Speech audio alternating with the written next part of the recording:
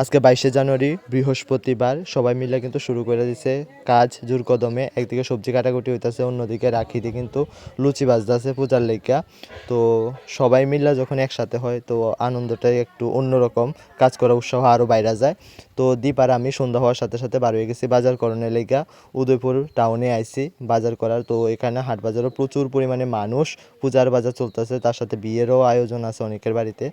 অন্যদিকে দেখলাম মাটির সুন্দর সুন্দর মূর্তি, একদম ছোট ছোট। আর তো মূর্তি দেখতে দেখতে কিন্তু আমরা ফল কিনতে আয়া পড়ছি। তো এখানে কিন্তু হ্যাঁ তরমুজ লইতাছে, সাথে অন্যান্য ফলও নেওয়া হইতাছে। আর হঠাৎ করে দেখি একটা রিক্সায় করে সুন্দর একটা সরস্বতী মারে নিয়ে যেতেছে বাড়ির মধ্যে। আর আরেকজন কাঁধে করে নিতেছে, বেশ ভালোই লাগতেছে। বাজারটা একদম সরগরম হয়ে রয়েছে, চারিদিকে মানুষ সমাগম। তো আমরার বাজার মোটামুটি হয়ে গেছে গা, অনেক কিছু কেনাকাটি হয়েছে, সব কিছু তো আর দেখাইতে পারতাছি না। তো শেষে থানার কাছে আইয়া দাঁড়াইছি গাড়ি ধরনের লেগে, দেখি গাড়ি টাড়িয়ে পাইনি।